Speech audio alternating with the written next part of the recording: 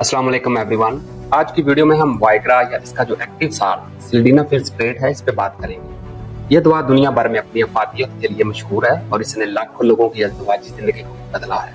और ये वीडियो उन लोगों के लिए अहम और मालूमाती होने जा रही है जो लोग इस मेडिसिन का मकसद जाने बगैर और लोगों से सुन सुनाकर इसका इस्तेमाल करते हैं। और इस वीडियो में हम जानेंगे कि वाइग्रा या सिल्डेनाफिल स्प्रेड कैसे डिस्कवर होगी और इसका हमारी बॉडी में काम करने के पीछे मैकेनिज्म क्या है और इसके इस्तेमाल से कौन से मुमकिन फायदे नुकसान हो सकते हैं। तो शुरू करते हैं इसकी डिस्कवरी से। वाइग्रा जो आज दुनिया भर में मारूफ है, एक हादसाती दरियाफ्त थी।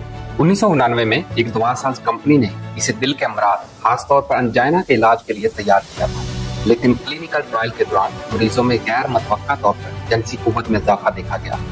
इस दरियाफ्त ने दवा की सीमत को मुकम्मल तौर पर बदल दिया और 1998 में अमेरिकी फूड एंड ड्रग एडमिनिस्ट्रेशन ने इसे इरेक्टाइल डिस्फंक्शन के इलाज के लिए मंजूर कर लिया। इसके बाद वाइग्रा ने दुनिया भर में बेपनाह मकबूलियत हासिल की, यहाँ तक कि ये दुनिया की सबसे ज्यादा फरोख्त होने वाली अद्वियात में शामिल हो गई। पहले ही साल इसकी फरोख्त में अरबों डॉलर कमाए और इसे बेस्ट सेलिंग मेडिसिन का एजाज हासिल किया। वाइग्रा का बुनियादी मकसद मर्दों में इरेक्टाइल डिस्फंक्शन यानी अज़्ज़ुए तनासुल की कमजोरी को दूर करना है और ये मसला लाखों लोगों की जिंदगी को मुतासर करता है और उनकी अज़दवाजी जिंदगी पर गहरा असर डालता है। इरेक्टाइल डिस्फंक्शन की कई जिस्मानी और नफ्सियाती वजूहात हो सकती हैं। जिस्मानी वजूहात में खून की गर्दिश के मसाइल जैसा कि हाई ब्लड प्रेशर, दिल के अमराज, अर्थरोस्क्लेरोसिस, शुगर, मोटापा और हार्मोन की कमी शामिल होती है जो अज़्ज़ुए तनासुल में खून की फराहमी को मुतासर करती है। असाबी मसाइल में सर्जरी या चोटें भी इसका सबब बन सकती है। नफ्सियाती वजूहात में डिप्रेशन, ज़हनी तनाव, परफॉर्मेंस एंजाइटी और कपल के दरमियान अच्छे तल्लुकात का ना होना है। ये सारी चीजें जिनसी ख्वाहिशात को मुतासर करके इरेक्टाइल डिस्फंक्शन का सबब बनती है।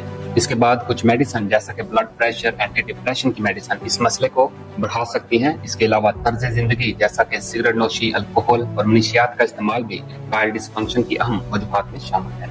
वाइग्रा की अफादियत की बदौलत ये मसला एक काबिल इलाज बन चुका है और बहुत से मर्द अपनी अज़दवाजी जिंदगी में दोबारा इत्मीनान हासिल कर रहे हैं। इसके अलावा सिल्डेनाफिल को पल्मोनरी आर्टेरियल हाइपरटेंशन के इलाज के लिए भी इस्तेमाल किया जाता है जो कि दिल और फेफड़ों के दरमियान खून की गर्दिश को बेहतर बनाता है। तो अभी हम बात करेंगे वाइग्रा का हमारे जिस्म में मैकेनिज्म ऑफ एक्शन क्या है, यानी ये हमारे जिस्म में किस तरह से काम करती है। दरअसल हमारे जिस्म में कुछ फास्फोडाइएस्ट्रेज एंजाइम पाए जाते हैं और इन एंजाइम्स में से एक फास्फोडाइएस्ट्रेज 5 है।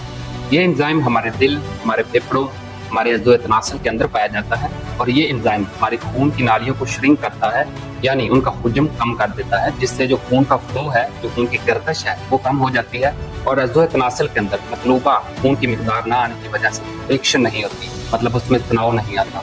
और यहाँ फिर ये इंसान की भलाई की छोटी सी गोली काम आती है। ये गोली उस एंजाइम की एक्टिविटी को रोक देती है, उसको ब्लॉक कर देती है, जिससे जो खून की नालियां हैं वो दोबारा से ओपन हो जाती हैं और उनके अंदर ज्यादा मिकदार में खून आना शुरू हो जाता है, जिससे इरिक्शन हो जाती है, जिससे जो अज़ू है उसमें तनाव आना शुरू हो जाता है।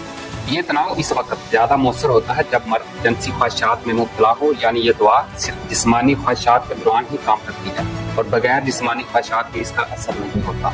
वाइग्रा की डोज की बात की जाए तो ये 3 पैकेजिंग में आती है, जिसमें 100, 50 और 25 मिलीग्राम होता है और ये पेशेंट की कंडीशन, उसकी सूरत हाल को देख के रिकमेंड की जाती है और ये दिन में 1 से ज्यादा बार इस्तेमाल नहीं करनी चाहिए और बगैर डॉक्टर की हदायत में इसको इस्तेमाल नहीं करना चाहिए। बात करते हैं कि वाइग्रा के इस्तेमाल करने से कौन कौन से नुकसान हो सकते हैं, क्योंकि जहाँ पे इसके फायदे हैं वहाँ पे कुछ साइड इफेक्ट भी इसके साथ जुड़े हैं।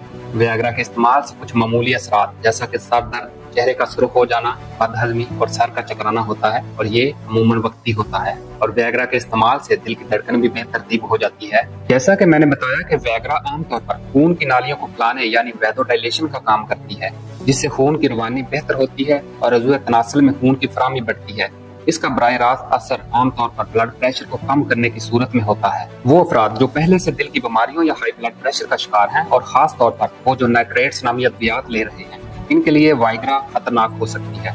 नाइट्रेट्स और वाइग्रा का एक साथ इस्तेमाल ब्लड प्रेशर में अचानक और शदीद कमी का बायस बन सकता है, जो जिंदगी के लिए खतरा हो सकता है। मजीद ये कि वाइग्रा के इस्तेमाल से कुछ ऐसे केसेस भी रिपोर्ट हुए हैं जिनमें बिनाई या नजर की कमी की शिकायत की गई है और उनको मुख्तलिफ रंगों में फर्क करने में दुश्वारी का सामना है। मैंने वीडियो के स्टार्ट में बताया कि हमारे जिस्म में कई तरह के फास्फोडाइएस्ट्रेज एंजाइम होते हैं। जैसा फास्फोडाइएस्ट्रेज 5 है जो हमारे दिल, हमारे फेफड़ों, हमारे अज़्ज़ुए तनासुल के अंदर पाया जाता है, इसी तरह से फास्फोडाइएस्ट्रेज 6 है जो हमारी आंख के रेटिना के अंदर पाया जाता है जब हम वाइग्रा का इस्तेमाल करते हैं तो कुछ केसेस के अंदर ये वाइग्रा हमारे फॉस्फोडाइएस्ट्रेस 6 एंजाइम जो कि आंख के अंदर पाया जाता है इसको भी मुतासर करती है, जिससे होता क्या है कि जो ऑप्टिकल नर्व होती है उसमें खून की सप्लाई कम हो जाती है और खून की सप्लाई कम होने की वजह से हमारी जो नजर है, हमारी जो बिनाई है वो कमजोर होना शुरू हो जाती है। अब बात करते हैं उन लोगों की जो जिस्मानी और ज़हनी तौर पर फिट हैं, उनके जूम में इरिक्शन यानी तनाव भी होता है, लेकिन फिर भी वो बिला वजह इस वाइग्रा का इस्तेमाल करते हैं।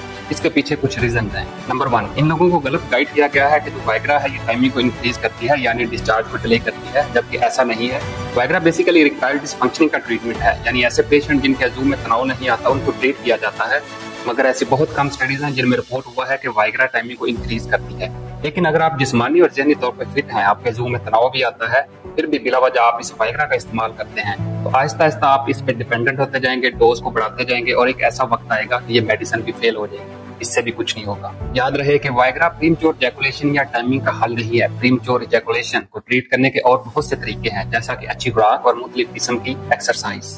मार्केट में ओरिजिनल वाइग्रा की प्राइस $4 से $8 पर टैबलेट है, जबकि पाकिस्तान में आपको यही टैबलेट 40 से 50 रुपए में आसानी से मिल जाती है, जो कि अनरजिस्टर्ड होती हैं, सेफ्टी और क्वालिटी वाइज घटिया होती हैं। आपको वक्ती तौर पे तो फायदा दे सकती हैं, लेकिन लॉन्ग टर्म कॉम्प्लिकेशन के सिवा कुछ नहीं।